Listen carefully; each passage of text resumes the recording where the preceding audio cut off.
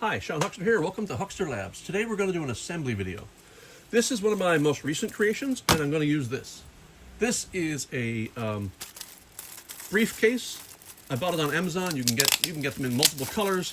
I've highlighted this item in the past on my channel, but this is going to be the construction. I talked through the features. Today I'm putting one together. So this is an aluminum case. It's great. I love it. It's got clasps that work. It opens up. You've got a little pouch back here for documents. This is all velveteen kind of, velour sort of thing. And the clasps close, the handle moves. It's really perfect for a mission case for G.I. Joe or 1/6 scale figures.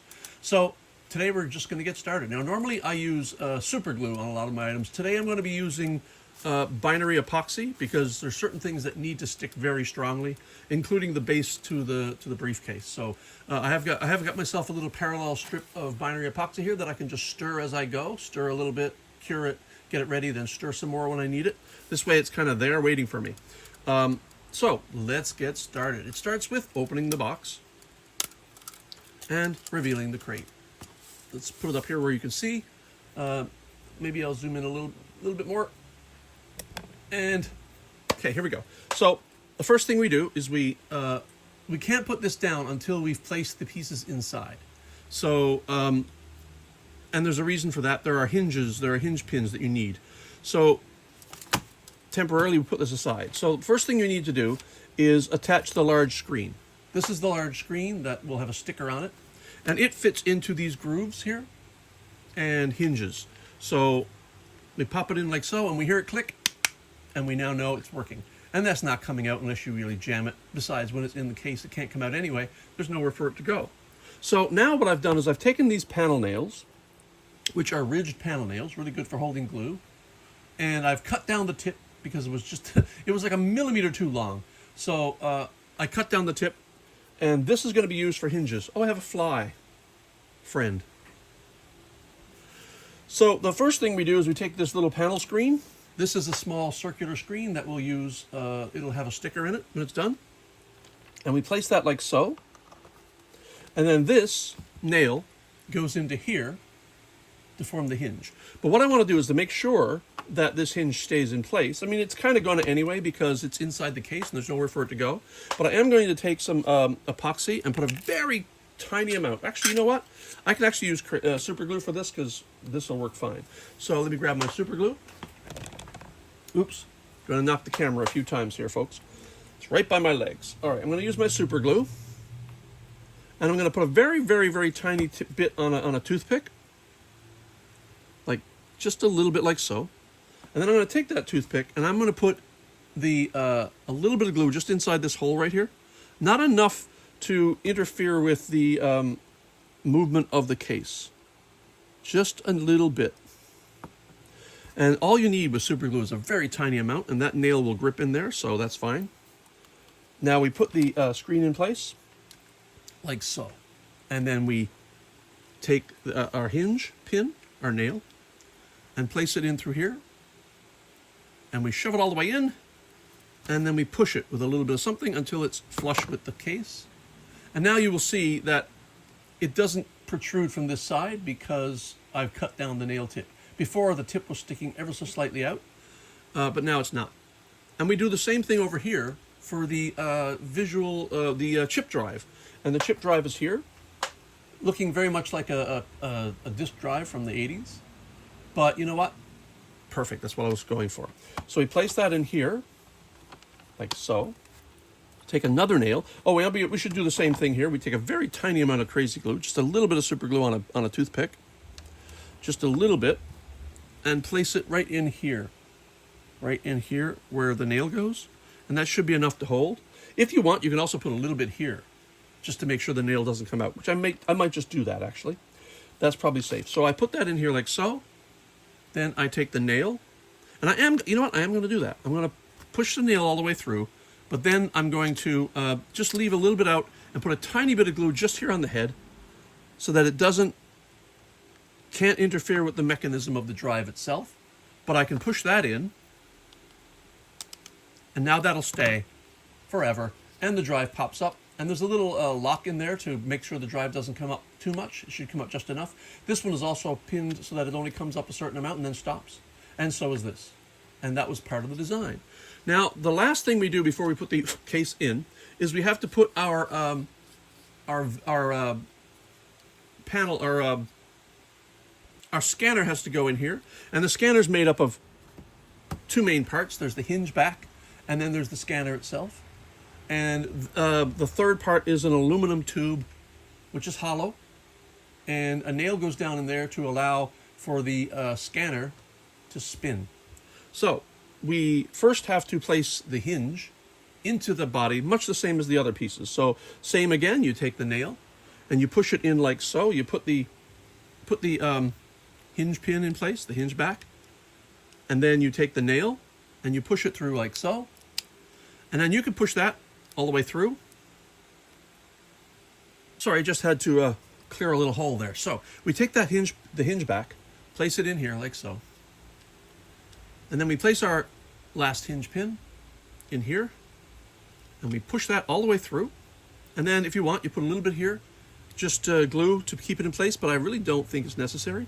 But I'm gonna do it anyway, just in this case, and push that through like so. And then the hinge pin works right here. Now we take our aluminum tube and we place that inside. Here's where we want to use a little bit of epoxy. You only need the smallest amount of epoxy and really very little, not even this much. I'm going to wipe some of this away. Hold on to it for a minute. And then place just a little bit, oops, a little bit inside the aperture. Just a little bit. That's all you need.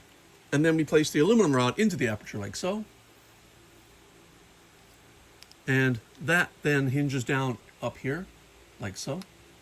And we have to let that dry. Now that's going to take a few minutes. So what I'm going to do is, while I'm at it, I'm going to put the other piece on, and then we'll let the whole unit dry, and then we'll get back to it. So as before, we take a very small amount of epoxy, a very small amount, and we just push it into the aperture of the tube, but not to touch the tube itself on the outside, because you don't want to get any resin on the viewer itself. So you wipe that away. Now you can take your scanner viewer, pop it right on there, and then put your last nail, that's the hinge pin for the scanner, down here, and that, push it down in place, let it sit right there. And now what we do is we let the resin cure until both sides have hardened, and then this should work beautifully. So we'll pause and get right back to the next step. And while we're waiting for the epoxy to dry, we've cut the stickers we need. This is the keyboard and the keypad, both of which, by the way, are the keyboard and keypad of the original Commodore PET, which goes back in my history as an early computing person. And I just thought that homage was wonderful. And then there's a circular gauge for the circular screen, and then the screen for the main control. We'll put those on as well momentarily. And now it's time to seal the base into the case. So we open the case, and we take the base, we flip the base over, and then we start applying epoxy to the areas of the base that don't have any kind of movement. Now, you'll find there's holes here. Now, you're never going to see this, of course. These holes are so that we can print part of this hollow with resin printing. And if you want to do that, you kind of have to drill holes into your model. Otherwise, you trap resin inside, and it's not that great. So what we need to do is stir up a lot of epoxy, which I'm going to do on camera, I think. Am I on camera? Yeah, just a bit. Normally, I would do this off camera, of course, or I wouldn't even be on camera, would I, normally? So you just do another stir of epoxy down here. You need a fair amount for this, but be very careful you don't let the epoxy drip into the areas where you've got any kind of function. So you just fill some epoxy all around kind of the flatter areas, a bit more, making sure that none of it touches any kind of the moving parts.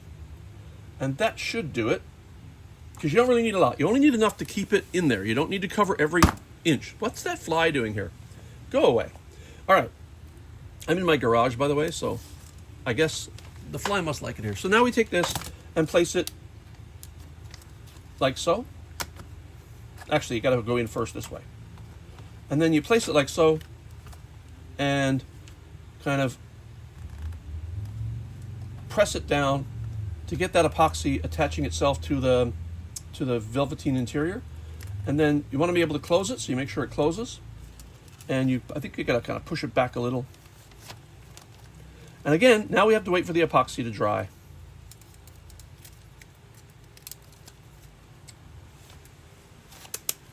So we just let that sit there for a while. And now we're going to assemble a couple of the paper bits. So with this this project comes some paper elements, some evidentiary pieces. So this is an evidence envelope.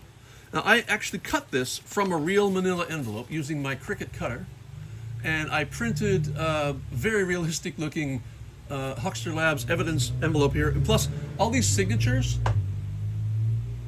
are very detailed. Now there are also holes cut in here, and that's to let you see that there's documents inside the envelope. So this is cut with my Cricut, and now we have to do some gluing. Not a lot. So for this we use good old Elmer's white glue, because Elmer's white is the best glue for paper. So we take another toothpick, and we already have our Elmer's white poured out over here. And we're going to do a very little bit. We're going to take this, close it like so. This goes over like that. And we'll take a very small amount of Elmer's white glue, just a very tiny amount, and run it along the edge right here. Just a little.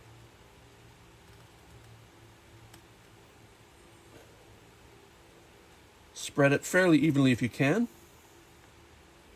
Elmer's glue does kind of dry clear, so that works pretty well. And then you fold this flap over like so. Make sure this dries so that it forms a tube. You don't want the you don't want this back part to glue to the back. You don't want the front to glue to the back. So make sure that when it dries, it forms a squeezable tube. That glue's not quite dry yet. Let's give it another few seconds. Now we have to glue the bottom flap. We do not glue the top flap, but we do glue the bottom flap. So we want to put a little bit on the bottom here like so, all the way along like so. Again, this dries very clear, so you can spread a little on. Just don't want to do too much. And then wipe a little bit away just so you don't get any overlap, and then close this and push it down and let that dry as well. And then now we start on the other paper piece, which is the Huxter Labs circuit chip folder. And that's been cut on my Cricut as well. It's also been scored along some lines. It's an envelope of my own design. I wanted it to be a little quirky and interesting and kind of high tech. So it looks a little strange now, but when it comes together, you'll see what it does. So you first fold it here along the score line, and then you fold it on this side along the score line here, and then you fold it on the bottom along the score line here.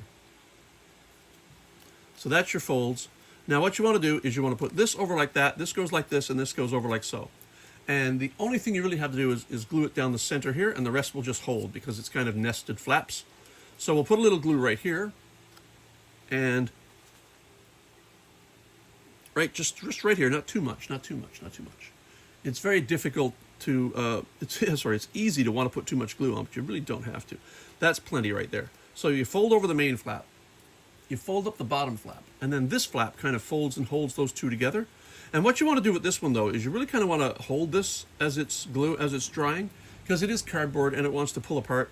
So what I'm going to do, I'm going to use a clip.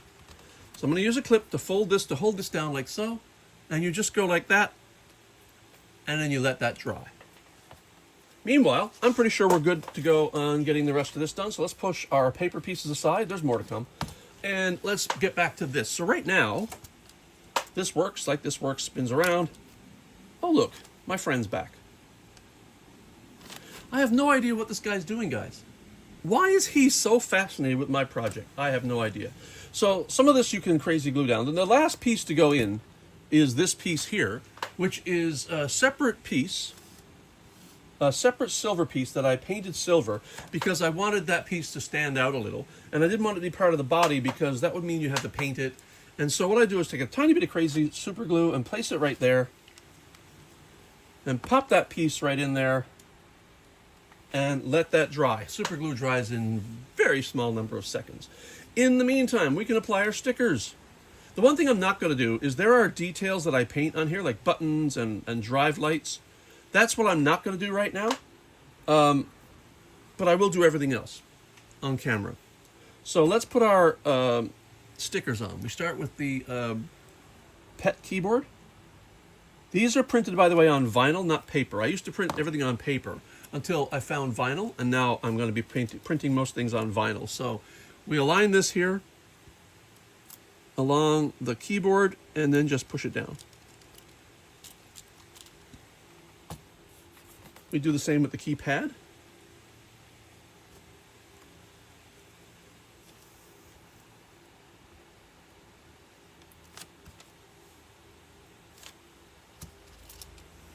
I find that if you take a sticker and put it on like a blade or something, it's much easier to align.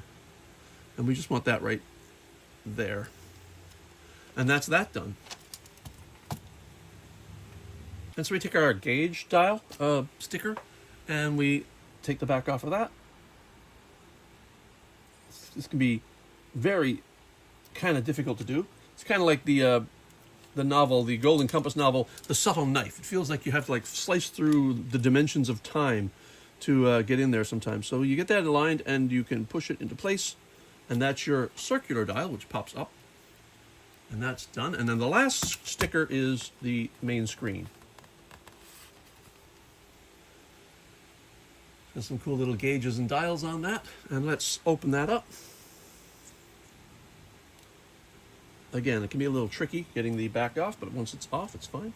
And then that's designed to fit right down into the screen. And you just, you use like an implement to align it, and you press it in place, and you're done.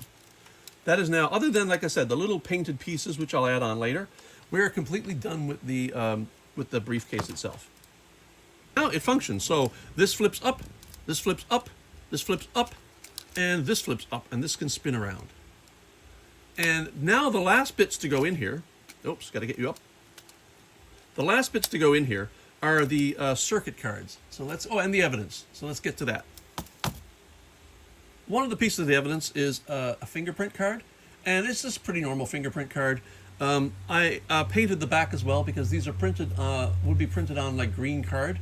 This would be like the 1970s or something, which is appropriate for our thing. So what we do is we just cut here,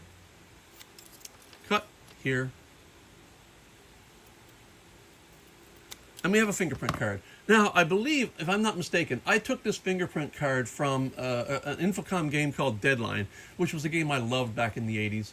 I just took it off there and I put my own names on there. So the irony is, the name of S. Wheatley, I'm sorry, is that D. Wheatley, I'm sorry, is for Dennis Wheatley, who wrote a series of books which used like evidentiary packets, and it was like a very immersive experience. Wrote some great books on the thing. And then the agent is R.D. Linehan. You know, I absolutely forget why I chose that, but anyway, there it is. So that is a piece of evidence. And then we also have these Polaroid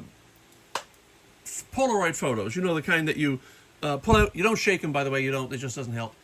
These are like the SX70 and the Polaroid cameras of the 1970s. And these are done on shiny sticker paper. And what I do is you cut these and then you fold them over so that the back looks like the back of one of those photos. You peel the backing off, the same as any sticker. Again, this is very kind of tricky because the sticker paper is very thin.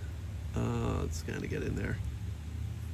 I always find a nice, relatively dull knife. A really good idea is a paring knife. I usually use a paring knife. But now I've pre-scored the print too so that it should fold along a good line. And what you want to do is make sure as you're folding it that the top edges come together really cleanly. And then you've got a very realistic Polaroid photo. And we place that with our other evidence, and we do that with two more. And there they are. So the photographs are of, let me zoom in here. The photographs are of, what's going on? I'm trying to zoom in on this. It looks like it's not going to zoom in on it very much. So it's of, this is one of my Huxter Labs inventions, the aerial recon platform. This is the Huxter Labs Helijet. Where is it? There we go. And the last one is the Huxter Labs Scorpion drone. I don't know if that focused or not. Anyway, so the last, well, there's more. There's a file folder. And this, again, like the envelope, is cut from actual file folders using my Cricut, printed and then cut from my Cricut. There will be a sticker up here. I just don't have it with me right now. It looks like somebody hand wrote the file in there. And let's put some evidence in there. So the file, the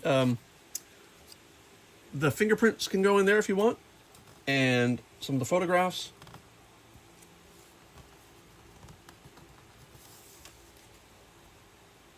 Also, that can go in the evidence folder.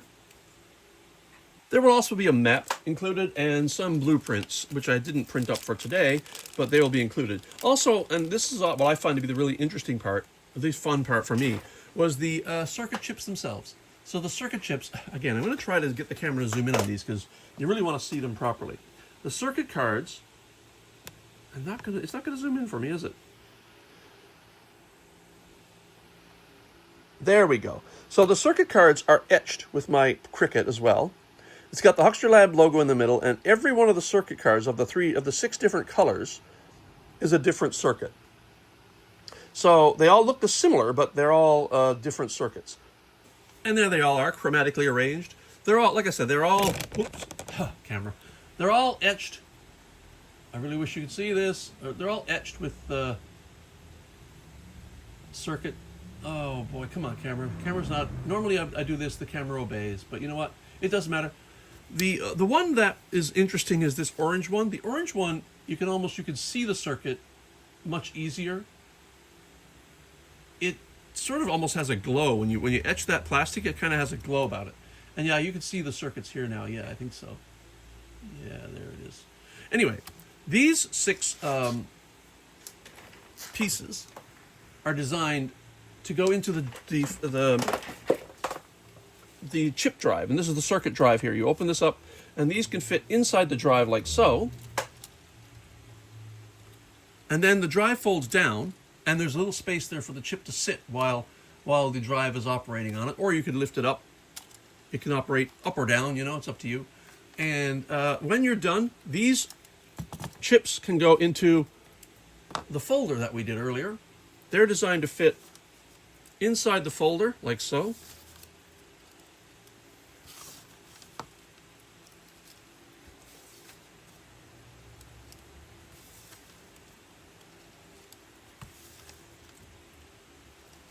And that tucks away in the back of in the document portion of the case, as do the envelope and the file folder.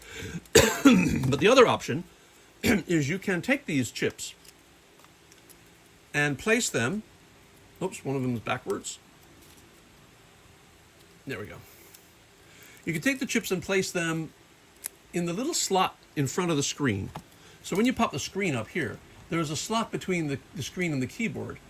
And all the chips can just go right down there, and you can close the case for storage like that if you like.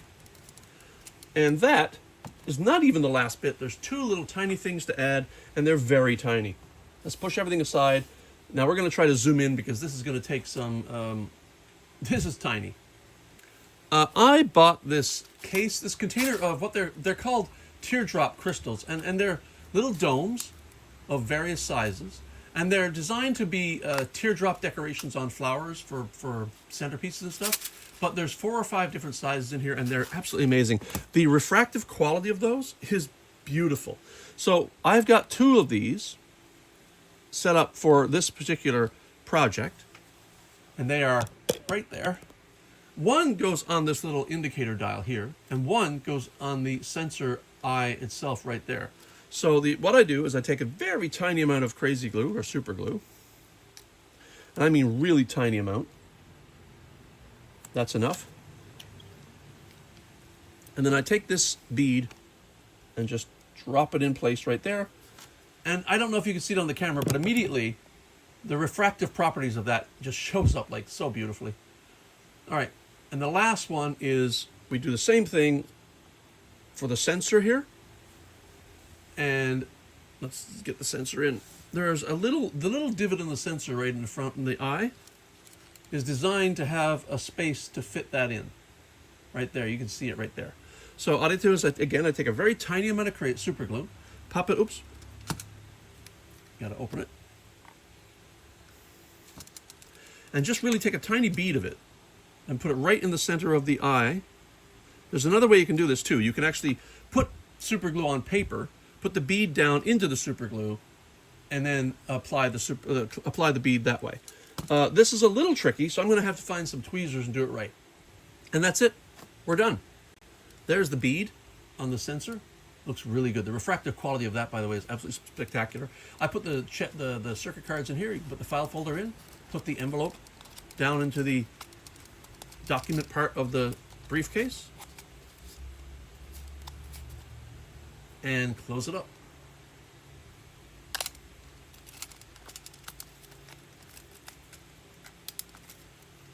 Voila!